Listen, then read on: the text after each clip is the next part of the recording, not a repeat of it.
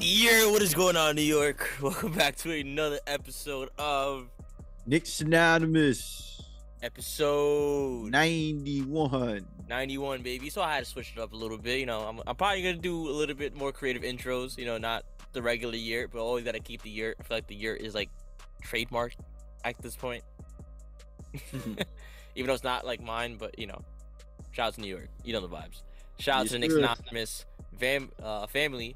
First and foremost, we love you guys. We are the people's voice. And you know damn well we are nothing without the people. Yes, I almost messed up that word. I can't talk. I don't know why. I got the Knicks game day blood juicing through my veins. Because right now, as you guys can tell, this episode is way late, and we definitely apologize. Things happen, life happens. And I apologize. We apologize. I think it's actually best we recorded today. I was very, very tired yesterday. I was out of it for some reason. I'm kind of out of it today too, but not as much as I was yesterday, so I'm good to go. Yeah, I was definitely feeling a little out. The weather had some. I've been getting sick a lot lately. I don't know why. That's not cool. It could be the weather. Weather's been bugged out lately, but we here now, trooping it out as usual. Unfortunately, this episode is not going to be that positive. We're going to keep it as positive as we can because we practically lost every game this week or last week. Well, we did beat the Lakers, so we won one game. You're right. We did win one game. So it was a good game too. Not for nothing. We'll get to that later. Yes. Before we get into that, Stevie, tell the kind people where they can find us. Absolutely. Follow us on Instagram at Knicks Anonymous. Follow us on Twitter at Knicks Anonymous with a Z. That's KNICKZ Anonymous. Follow us on TikTok at Knicks Anonymous. You can check our website, knicksanonymous.com, and you can find us on Apple Podcasts, iHeartRadio, Amazon Music, Google Podcasts, Pandora, Spotify, and Breaker. Also, don't forget we are selling pins. I got mine on. Stevie has his on. I see it. You already know how we do. Get it at knicksanonymous.com. We thank you guys for your support. I did that on purpose. We thank you guys for your support. Yo, shout out to everybody on Instagram showing us mad love. I'm gonna take pictures like this. Show it off as you should. No. This is good stuff right here. This is good quality stuff right here. Don't sleep, y'all. This is some good quality stuff. Check it out. For sure. I post it on the story almost every day, so you already know how we do. Shout out to everybody on Instagram. Shout out to everybody on TikTok for sure. TikTok has been to the moon. I wish you could see it, Stevie. I'll send you an update every week. But she's blowing up. And shout out to everybody on Instagram who's just chatting with us. We love talking Knicks with you guys. Stevie, how you feel about that? I love talking Knicks, even with people who don't make sense. Because you learn a lot. You learn about human behavior talking with those guys. What do you mean, like? I don't know. You learn people think different. People see the world different. People even see things that aren't there. I think that tends to work in the Knick community a lot. I think a little bit more often than normal. You can say. Yeah, like we're what can I was gonna say a flawed fan base. That's not the word I was looking for, but for now I'm gonna run with that. We're flawed. We're the kings. No, I got it. Dysfunctional. That's the word I was looking for. We're a dysfunctional fan base.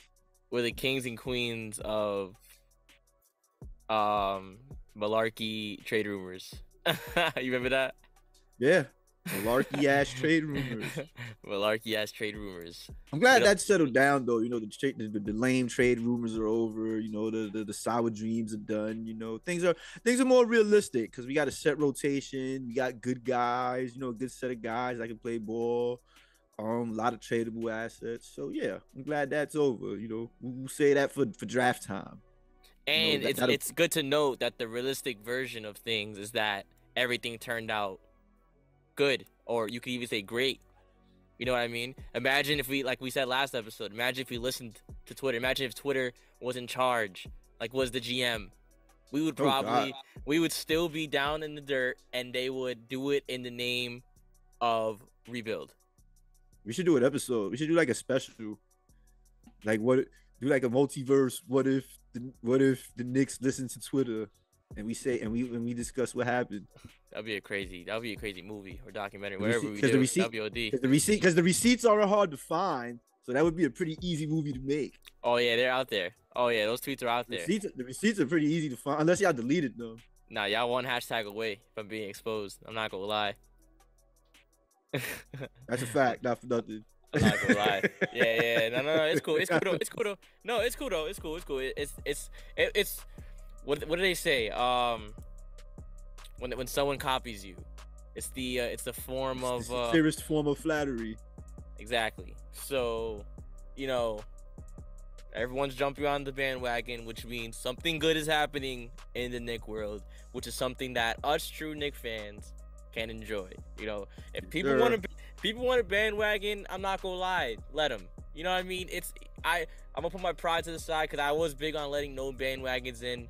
But dude, honestly, it's not that serious. You as a fan know what you've been through. You know what you've seen, and you've been through the ups and downs. So you enjoy it. Not everybody else, I mean, they could do what they want. You do what you want.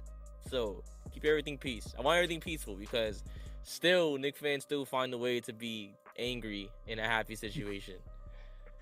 As far as bandwagons go, bro, it depends who it is too. I'm not gonna lie to you. I still say bandwagons not welcome because we are gonna attempt to make that a T-shirt soon. That is true. Unless here's an idea. That is true. Unless we welcome them, but we're gonna constantly judge you. So bandwagons will be judged. That's a good T-shirt too. Like I told you so. You're gonna constantly get the "I told you so" no matter what. Like, yeah, you could jump on the bandwagon, but you're gonna constantly hear me tell me how much. That could be a T-shirt too. I told you so. I have Tom Thibodeau pointing at you. Like that'd be on the T-shirt. Trademark. Chill. We gotta write this down. Oh shit! I'm about to put it. I mean, well, damn. Sorry. Quarter. I'm about to put it on my phone. Stay enraged. So let's get into the show, man. So I know we're late, so I apologize if any information you already know, but we are just going through. We just didn't want to skip a week. We couldn't do it to y'all. It's not in our blood. We can't. No days off. You know the vibes. We got to set the precedent. So first thing on this list is that Josh Hart is expected to drop his player option and resign with the New York Knicks. Money is unknown, but just the idea of him doing it hasn't been confirmed. It's just most likely due to his his demeanor towards the team and his attitude overall towards the whole organization. So he seems like to be a keeper. And the fact explain player options, Stevie. You're a little bit better at that than I am. I don't know the exact science of it or of how it works, but from my understanding, basically, like, player option, the way that works is like, let's say you sign a 4-year contract, and actually, if you sign a 4-year contract and that 4th year is option, it's really a 3-year contract. You know what I mean? Unless you say yes to that 4th year. That's my understanding. That's my understanding of it. So he's basically gonna drop that to do a whole new deal with us, pretty much. Basically, yeah, he's gunning for a raise, which is, I mean, I can't lie. He's played well for us. I'd give him. I don't think he's gonna ask for too much because I know he knows he's a bench player, so I think he'll be reasonable. And he wants to be here. You know what I mean? He has the ties with Jalen Brunson. They went to college together.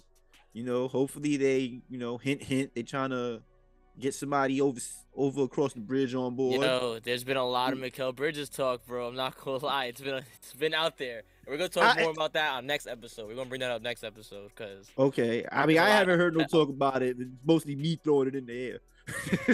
No, the malarkey trade rumors are there. Or they're there, but it's not as malarkey because this is a little bit more reasonable. All right, but about Josh Hart though, yeah, like I said, he wants to be here. I assume he'll get a reasonable raise. You know what I mean? He deserves one. He's played pretty well for us. He's made a difference. So I guess I'm all in for that. Yeah. I feel like it's good to note that though, that he wants to be here because it's funny enough that I did say that. I don't know what episode, but somewhere down the line, I claimed and stated that we need people because at the time, I remember at the time, it was like when we didn't have an identity. Like, this was like the beginning. Like, this is when like we didn't know what culture was, any of that. So I remember saying it doesn't matter who we get, what we get. We just need to get people that want to be here. Because we were sick of people just coming and going, you know what I mean? Like, due to being quote unquote unhappy or whatever with the with Dolan and whatever.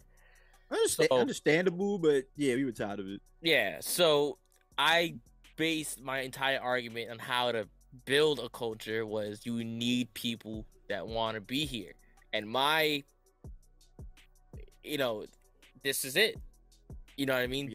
We got people that want to be here. We have people like Julius Randle was the first to kind of step up and like kind of be like, yo, I don't want the money. I believe in what's going on.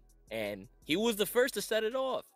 It's crazy how Julius Randle's progression with the Knicks has been like hero, turn villain, back to hero.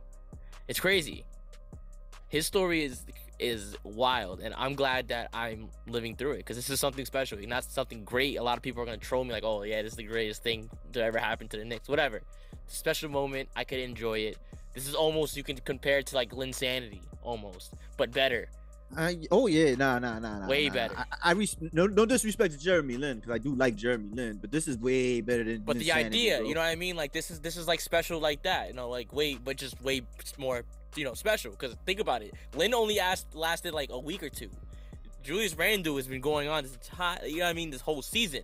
And bro, he's taking a lot of BS from Knicks fans, man, and he still doesn't get respect that he deserves. You know, I feel it's time he gets that respect. He's taking a lot from us. He hasn't taken a lot from us personally. Like, we've criticized and all that, but we never flipped on him the way other fans did. He's taking a lot of BS from fans. We mostly sided with him, to be honest. We just criticized on I would say for the most part, we've sided with him. Yeah, no, and we've actually apologized and changed our ways. You know what I mean? Like, there was a point where we were just like, you know what? I'm sorry forever. And I am sorry, 100%. All he needed was help, Jalen Brunson, and we're gonna get into that because this was the problem this whole week. So, no Jalen Brunson. Hurt, right? How long did they give a timetable? No. I know he's out tonight. As far as I know, But I'm gonna need Dame Lillard too's out. Yeah, so it's gonna be an even matchup. It's gonna be an even matchup tonight. I'm gonna need like 4 different doctors to clear him before he's able to play.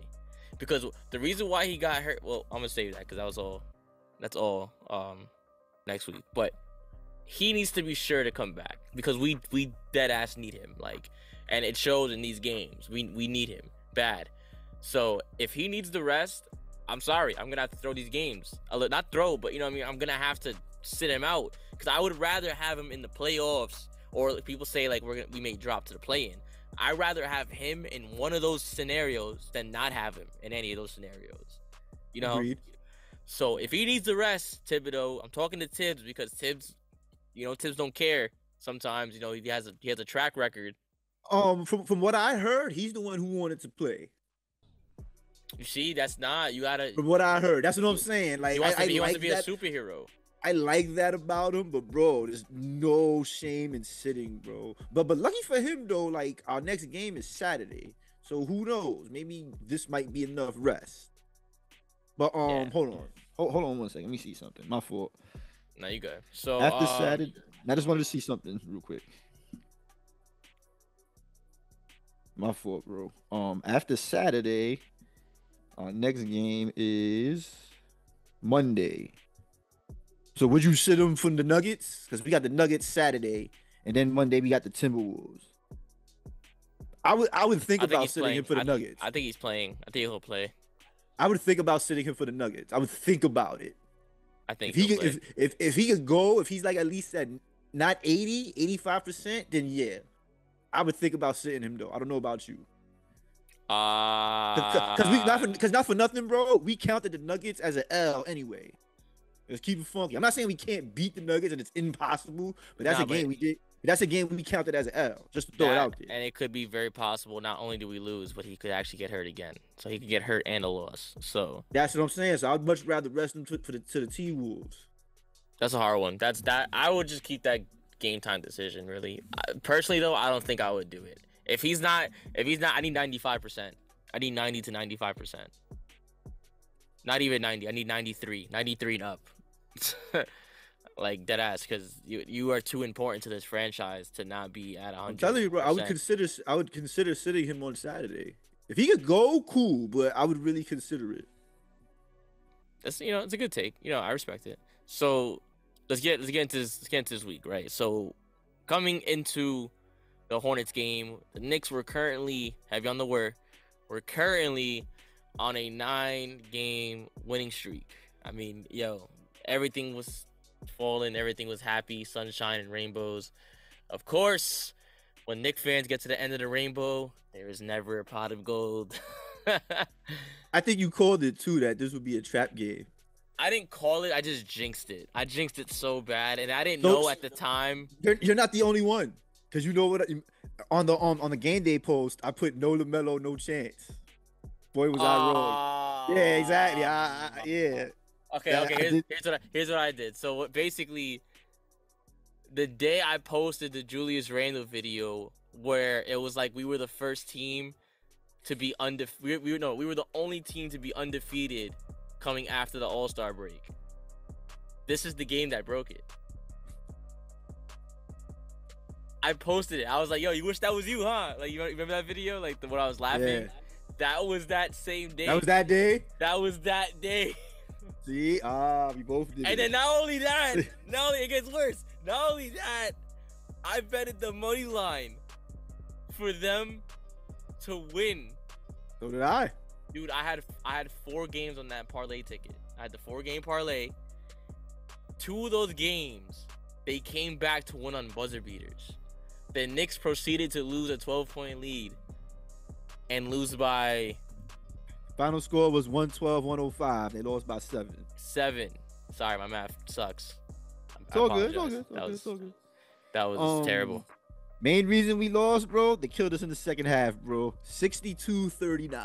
Count it. 62-39. The Charlotte Hornets did that. No LaMelo Ball. That's what I get for saying no LaMelo, no chance, bro.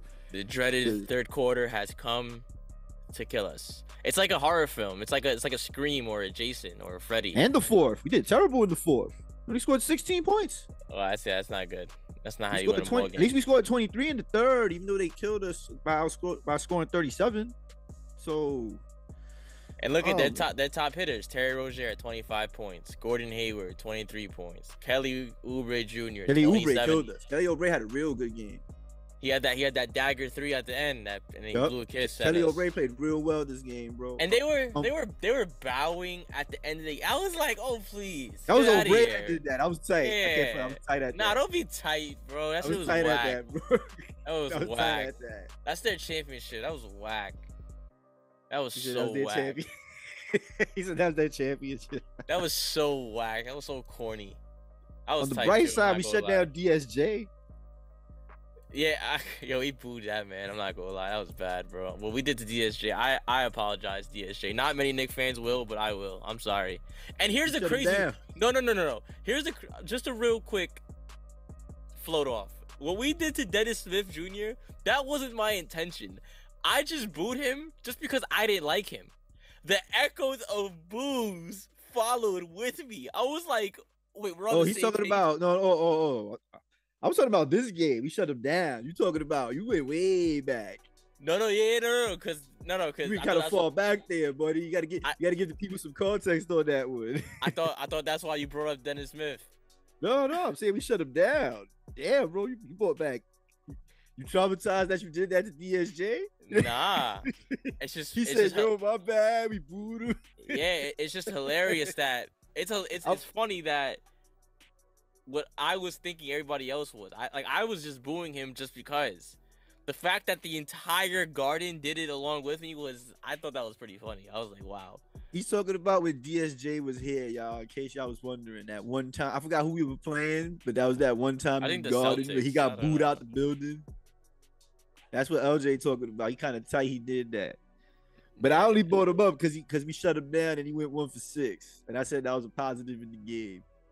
Because usually former Knicks kill us in the Garden. You're right. You're 100% correct. This time around, we didn't let that happen. We just let Kelly Oubre and Scary Terry do it. Okay, let's flip the script here. The man, the myth, the legend has woke up out of the coma and is awake like a butterfly. RJ Barrett, 27 points, 6 rebounds, 4 assists, 10 of 24, 1 of 7 from 3. Damn it, RJ. What the Can you just shoot better or shoot less of threes? Like, you know what I mean? Like, what is it? Yeah, like you're good at the mid range, bro. You should stick to that. Like you those threes you take that you miss, that could be like look at it this way. The way I see it, like just hypothetically speaking, let's say RJ Barrett goes like 3 for 9 from 3. 3 of them shots, instead of taking 9 threes, could have took 6, and the other 3 could have been mid-range shots that you had a better chance of hitting, especially considering you're a good mid-range shooter. You know, that's just me. I don't know what you think about that. Listen, I don't want to take away from his performance. He had a Oh great yeah, my fault. I don't mean to criticize like no, that. No. You're right. That's just something I was thinking. But he did have a great game. He had a great game. You know what I mean? I'm sorry about that. You're right. No. Let's kind of be a negative there for a second. No. Listen, Stevie, your take is always respected, and you're actually on the right track here because he had a good, 41% from the field, not the worst, you know what I mean? But, that's pretty solid. And the 14% from 3. Like you said, the threes that you could have took, the threes you did take, you could have used them in a more efficient way. You could have added to that 41%, made it 45 maybe, and added the buckets that we needed in the times that we needed them. You know what I mean? Because this is now RJ, because this is a game where RJ now has the backpack and has to lead us to promised land. No Jalen Brunson. Julius Randle had a bad game, 16 points, 5 of 17, 2 of 9. And yeah, that's granted. That is a bad game. That's crazy, right? That's 16 points. Bad 16, game. 8 and 3 is a bad game for Randle. That's crazy. That's OD. That's nuts. Emmanuel Quickly, 14 points. Mitchell Robinson, 14 points. Shout out to you. And Quentin Grimes, 12 points. So this was a game where this was like a test for him. In a way he kind of failed, but it was good. A lot of good things to take out of it. You know what I mean? Like, he didn't get us to win, but 27 points, you can't overlook that. Taking 24 shots, taking most shots out of the entire team, showing authority, showing the confidence. The confidence, he knows the situation he's in, and he's gathering this information. Everybody's struggling, and I'm hot, so let me cook. So shout out to RJ. I do think he needs to still learn a couple of things, like the shot selection. I feel like the threes he needs to not cut out. Yeah, cut down. Yeah, not cut out, cut down.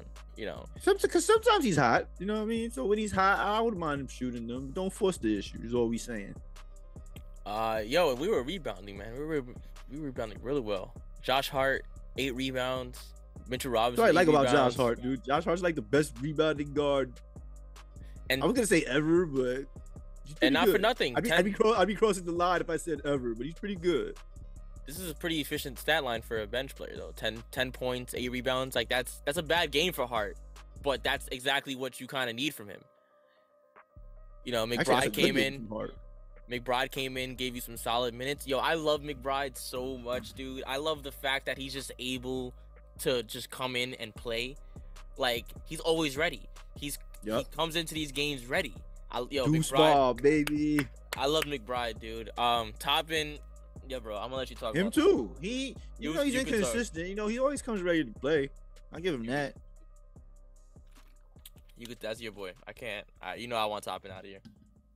I mean, yeah. For the right price. No. Obviously, yes. Now, maybe for the bag of chips. I don't know. Nah, imagine. Nah, chill. So Knicks fall short. 105 to 112. Heartbreaking. I lost money. So did I. You're not the only one. I lost $4. Could have been 45. I lost 25. Could have been 300. Yeah. Now I had other bets in there too. Damn, that's tough. Sorry. Oh, good. That happens. I'm so sorry. Okay, moving on to the King. This game kind of rubbed me the wrong way. Final score 122-117 Kings. I didn't really feel in control at all. Bro, we had no control from the get-go, bro. Like, we weren't ready for their pace. At all. That's what I got out of this game. usually, don't tell me if I'm wrong. This includes you, Knicks fans, not just you, LJ. Usually, even if the Knicks lose the first quarter, they at least get off to a good start and have somewhat control of the pace.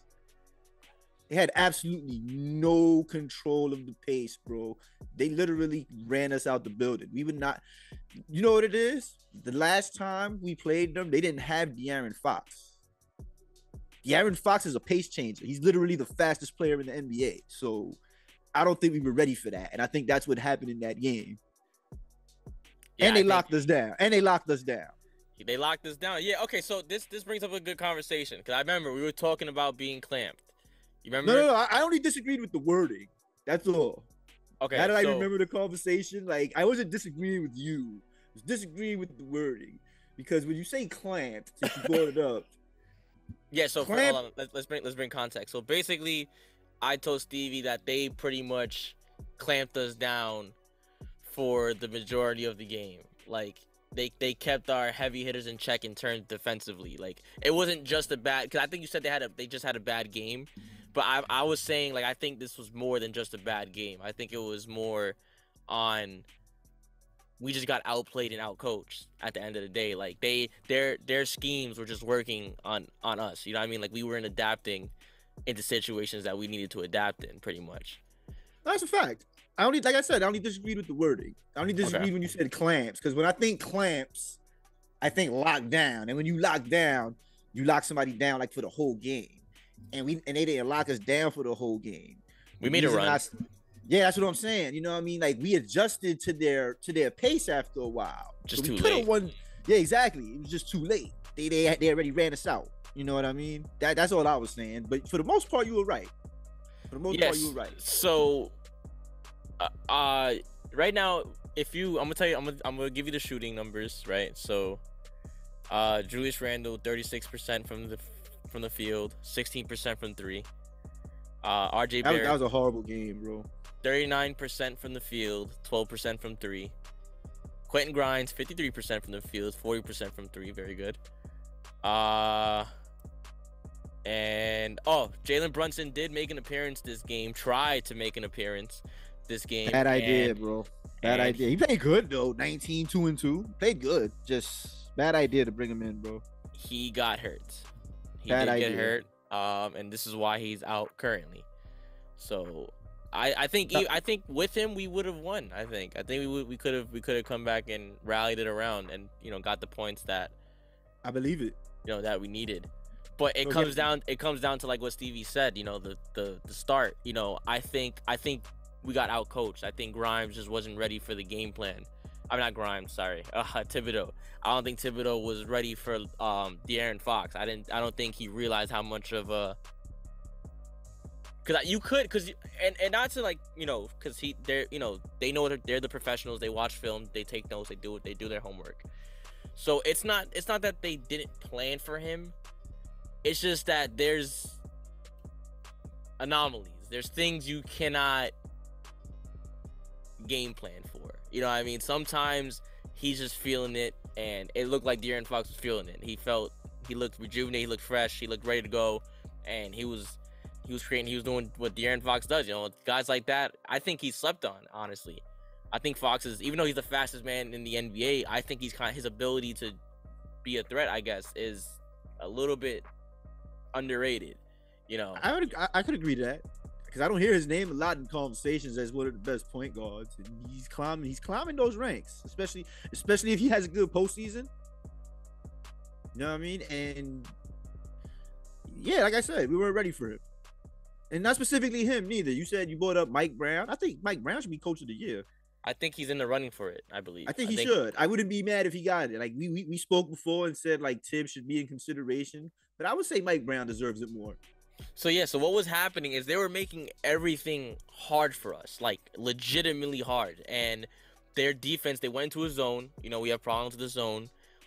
They were in the lanes, and every time, so they game planned around Randle. They wanted to make sure they let us beat them and not Randall, because obviously Randall's been going crazy. And even though they were locking him down, not locking him down, but giving him a hard time, he still scored 23 points. But at the end of the day, you shoot 8 for 22 and 2 for 12. Like how do you shoot 12 shots and you not hit two, bro? and, See, that's when that do you shot tell yourself selection to again, stop? bro. When does it stop? When do you tell yourself mentally to stop? You know what I mean? And this is the Brunson effect. Randall, and we're gonna talk about it in the Clippers game, because it really showed the frustration really blew up in that Clippers game. But here, I feel like this is where the frustration was building. You can tell how much of a difference Brunson makes for Randall, because Randall is now forced to go back to old Randall, which is the Melo effect, the black hole, and trying to create for himself. And what would happen is that every time he did that spin move, the fidget spinner is back, they would double and rip him from behind. Every time. Every single time. They pretty much wanted him to do it. They baited him to do it each time. And he was, how many turnovers he had? 4 turnovers, so he's looking like old Randall in this situation without Brunson. Shout out to RJ again, 25 points, another big performance, 2 under his last. His shooting was just, what I mean? Like 1 for 8 from 3, 9 for 23. Again, they made it super hard for us, and they're big. They're a big team. Sabonis was cooking. He was looking, dude. Oh my he was god, looking like bro. a beast, bro. I didn't realize he had the ability to bring the ball up like that. He's basically white Julius Randle. Yeah, I think he might be better. No, I think they're about the same. I would rank them about the same. I don't know. I think he's better by a little bit. I think he got a little bit on Randall. By as far as what? The rankings. I think he's above him twice on a couple of lists. Like, no, but like, why would you rank him over Randall though? Because I think they're the same exact player. They both bring the ball up. Smarter. They're both double machines. Sabonis is way smarter than Randall, I think. Okay, all right. Sabonis knows his strengths. I'll give you that. Sabonis knows his strengths and uses them each time, every time. And if you can't stop it, it's done. Because that's what he was doing. He was going to the paint every time, and no one was stopping it. So I'm gonna keep just doing it. How much does Sabonis have? Sabonis had 24 points. It didn't feel like it though. It felt like he had 40. He had 24, 30. He had a triple double. Wow, 24, 13, and 10. I mean, his father is Arvydas Sabonis. Look him up. I don't know who that is. His father was Arvydas Sabonis was basically the first Jokic. If you want to be technical. I mean, he plays like I think he's the best. I think he's the best looking not traditional, like new age type of power forward. Like I think Randall, I think Randall's like right under him. If Randall can learn to like, if he became a smarter player, they'd be even. Yes. Okay, I could agree with that. Okay, I could agree with that. If he used his brain a little bit more, or I don't know, not to say he doesn't use his brain. I don't mean to diss nobody, but like it's something he got to do something better. So I think if he could just tune up the IQ, he just got to make. I think his decisions got to be faster. But what I mean, like he's too slow. Like he watches doubles come to him. I've noticed that he'll just watch the double come to him. In fact, he'll like invite it, and then he'll just hold the ball there for a second and like just think. He does the okay, like he does the now what? Oh, okay, I hear you. He does the now what? You know what I think it is as well. Maybe he's just decisive. What do you mean? Maybe like explain. Like, all right, because we're saying like he goes right to the double team. Maybe the possibility is there. Cause it just hit me. No. Not that he goes into the double team. He waits like he'll be in the corner and he'll watch the guy come to him. No, that's what I mean. And I understand that, but what I mean by when he's decisive is maybe he made his decision to do what he's gonna do, regardless of what the situation is. You know what I mean? He's hard-headed. You know what I mean? So that I could believe that. I could definitely believe that. Because to an extent, that's a good thing, but it can be detrimental at times, such as what we saw in this game. Yeah, especially when you do want to do that's decisive, that knows what he's going to do. You don't want to do that doesn't know what he's doing. You know what I mean? And Randall, he's coming at you. He knows what he's going to do. And this was a very physical game, and I feel like Randall's been taken out. I feel like when you see Randall arguing with the refs a lot, you kind of know that his mental is not in the right spot. Like I knew he was kind of off his game the moment he started, reaching for calls and just yelling at the refs and stuff like that. I was like, yeah, he's not looking too hot. And the story of the week, honestly, was that the Knicks seemed gassed and tired. And I did make a video about it, about the Thibodeau effect. I don't really stand on it really, because at the end of the day, someone made out a good point that, like, this is conditioning pretty much. You can only get used to it if you do it. So, it's good that they're playing high minutes. I don't mind it, especially with a young team, because when you're young, you can do that. You can, it may not be unlike, because Brunson and Randle are a little bit older, so it's probably good to note on that a little bit, so you don't run them down. Because I'm not blaming, Brunson's injury on Thibodeau for having him in for so long, but fatigue does play a role in injury. So, I'm not saying it's his fault, but, it probably could have been prevented if you made, because maybe it was something that was hurting him, and, and he was like, he probably brought it up. He was like, oh, nah, he did the Brunson thing. Oh, nah, I could play. And then it got worse, and he actually hurt it, So rest is definitely needed.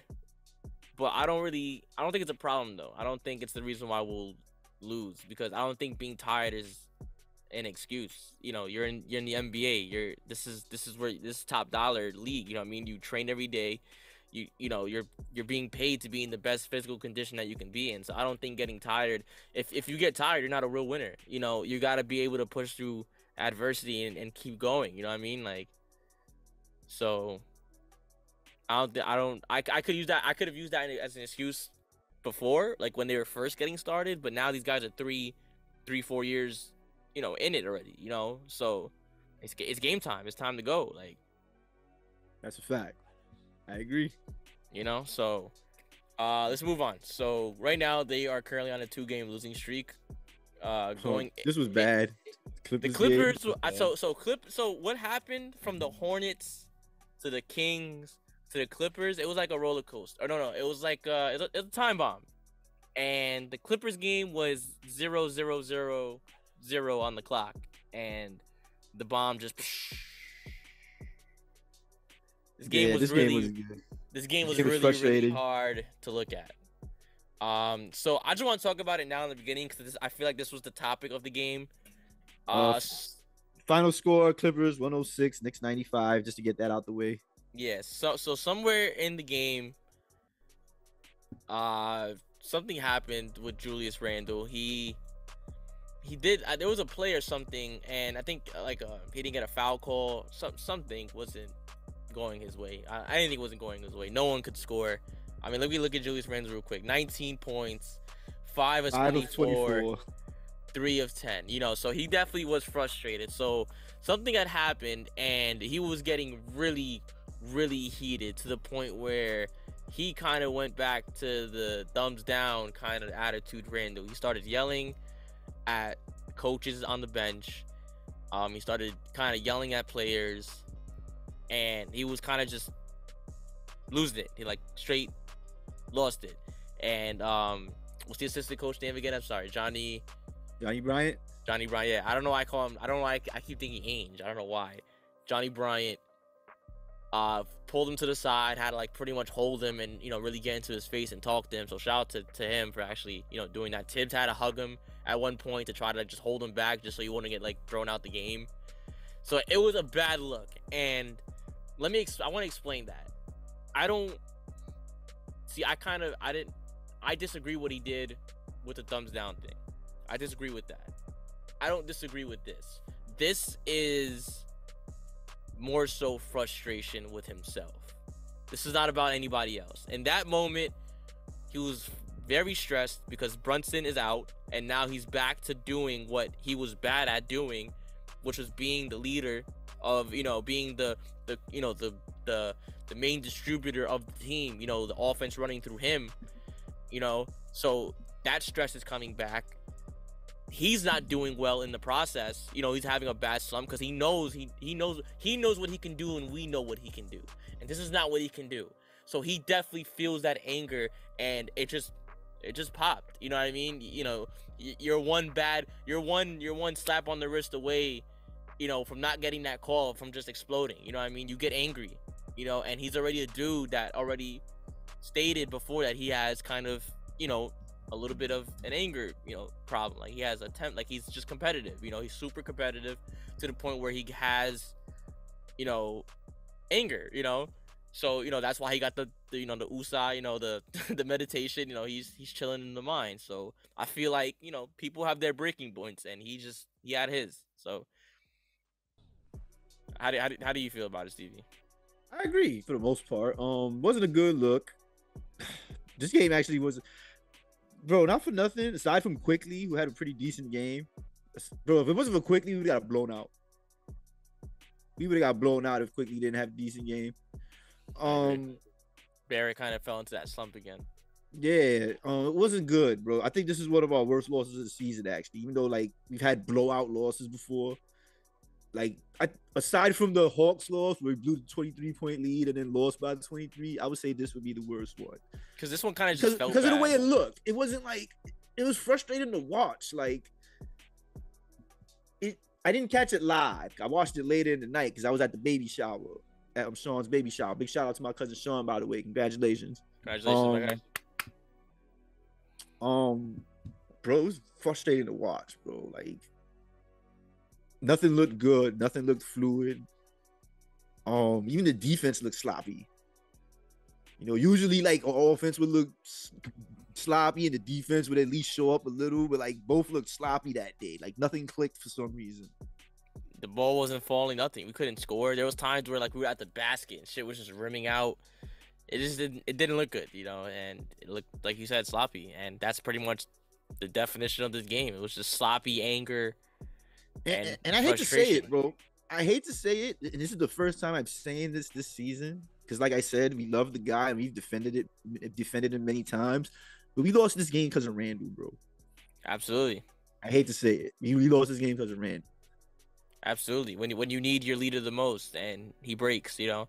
You know, I understand why he broke, but at the end of the day, you know, there's consequences to your actions. Because you broke, so did the team. You know what I mean? Like, so I'm not mad that you broke, but because you broke, yeah, we lost the game. This is the consequence, you know. Because think about it, bro. Like, as sloppy as the game looked, we only lost by 9, so we still had a shot. But as you said, he broke. You know, I don't blame him, but it happened. So, and because it happened, it was a sloppy game. You know, your body language, you know, especially when you're the big dog on the court, everyone's looking at you for the energy, looking at you for, you know, so when he's hitting those big shots, everybody's looking at him, everybody's getting excited. Quick, you know, it's no coincidence that once Julius Randle gets hot, Quickly's getting hot, and then Quickly getting hot, Brunson getting hot. You know, they see each other getting hot, and they want to, you know, it makes them want to contribute more. So when they see, you know, the top dog arguing, you know, losing his mind, you know, that's gonna translate to everybody else on the court. So I feel like that's what happened this game. Just a lot of anger and frustration. Yes, sir. And it all has to do with Jalen Brunson. At the end of the day, this is, you know, this. If anything, if you got anything from this week, it shows how important. If you didn't know how important Jalen Brunson was, you do now. Like, because these are all winnable games with him. By the way, like we could have won. We could have possibly been on a. We still could have been winning right now. I agree. We still could be winning because we lost it. We came back against the Kings. You know, the Hornets we could have easily won with Brunson. The Clippers. We had a shot. I think we had a shot. Maybe. Again, as sloppy as that game was, we only lost by 9. You know, so I think there was still a chance had Brunson played. So I think they're very winnable. So with all that negativity out the way, drum roll, the Knicks were able to find a way to crawl themselves out the hole that they created and win against Stevie's favorite player, LeBron Actually, James. he didn't play. He didn't play, but we still beat his team. So yep, stay in race. Knicks 112, Lakers 108.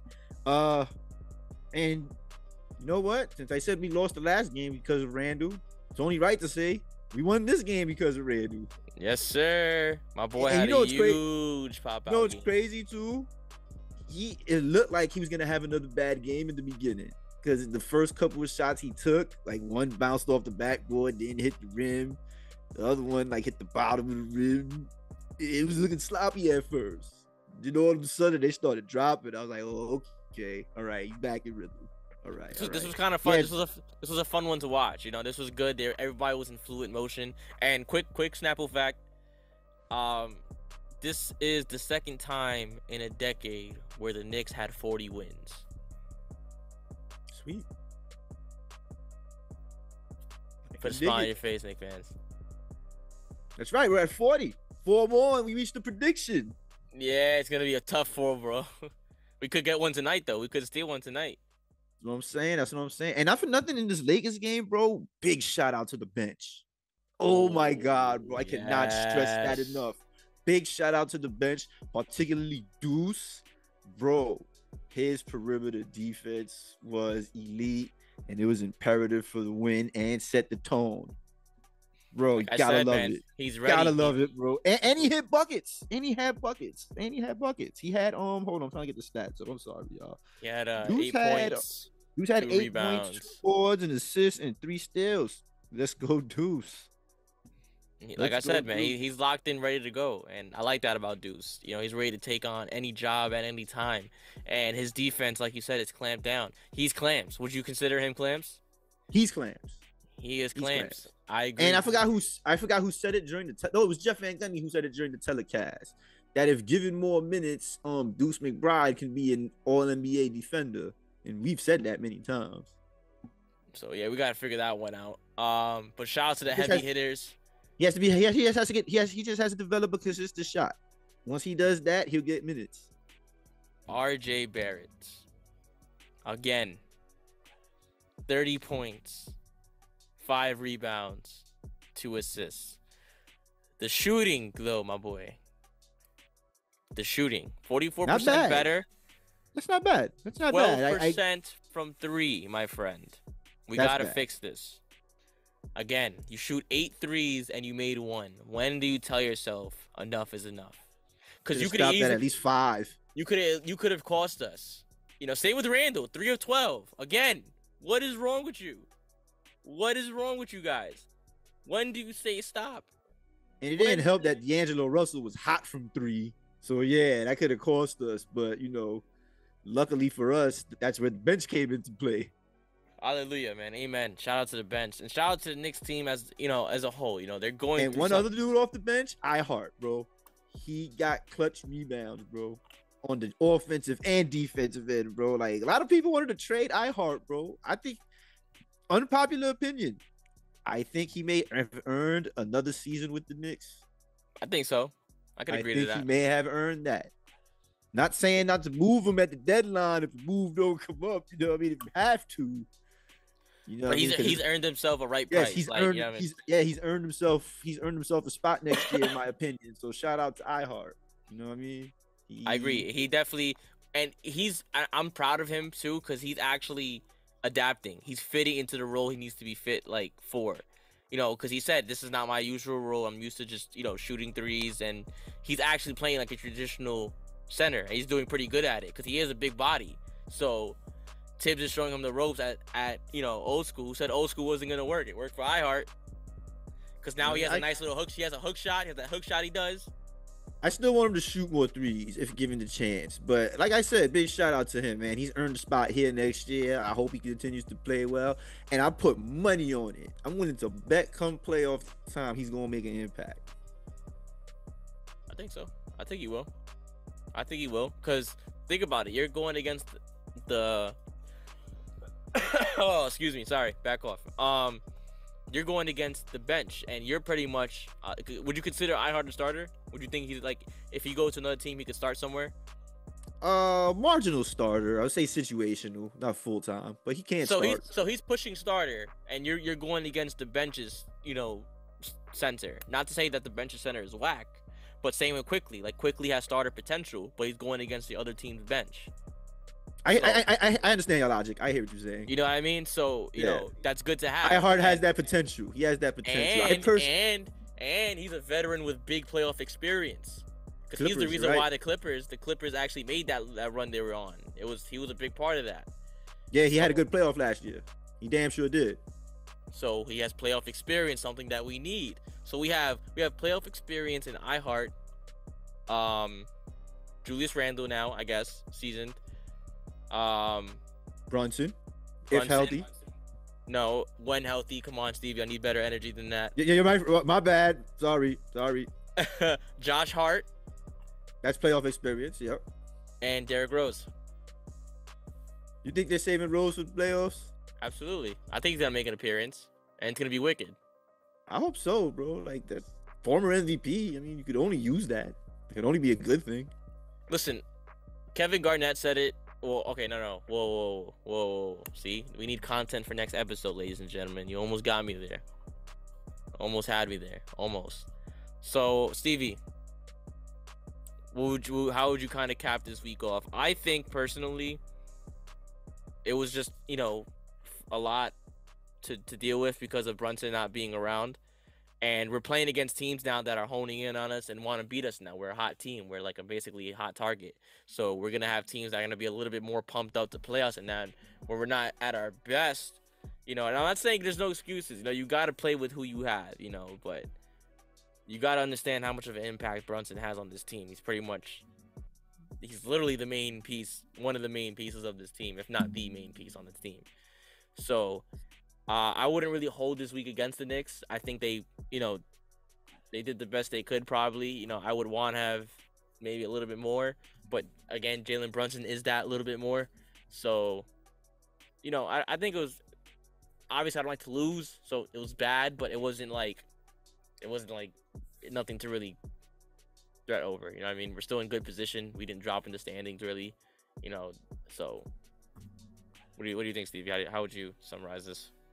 I agree. I would have much rather win at least one extra game, except for the Laker game. But not that I'm not happy we won the Laker game. The win is a win. But it would have been cool to get one other one because it would have helped, like you said, with the standings. But like you said, we didn't move. We're still good. I think if we win tonight, we go up to 5th if I'm not mistaken. I could be wrong. But I think we move in the standings if we win tonight. So I think tonight is a big game. That's dope. And I got us winning tonight. And losing against Denver. Cam Reddish is gonna have 0 staying raised in New York. So Think so? I don't know, bro. I don't think Cam gonna have a great game, but I think he at least gonna drop double figures to try to make a statement. Nah, McBride clamping him up. I don't want to hear it. Josh Hart clamping him up. His replacement is clamping him up. I can see that happening. Not saying that won't happen. That was your players to watch. That was your. Yeah, Josh Hart and Cam. Yeah, they the trades. That's what everybody gonna watch. All right, let's see what happens. Yeah. So shout out to that. So the game's about to start in like an hour. So this is where the episode ends. Thank you for everybody for dealing with us and our BS for being late. We deeply apologize. We will not be doing this again. Our bad. I agree. So shout out to everybody. Follow us on Knicks Anonymous on Twitter, Instagram, TikTok, or Twitter with the Knicks with the Z. And the website, knicksanonymous.com. And the website, yes. We love you guys. We are the people's voice. And as I always say, we are nothing without the people. Love you guys.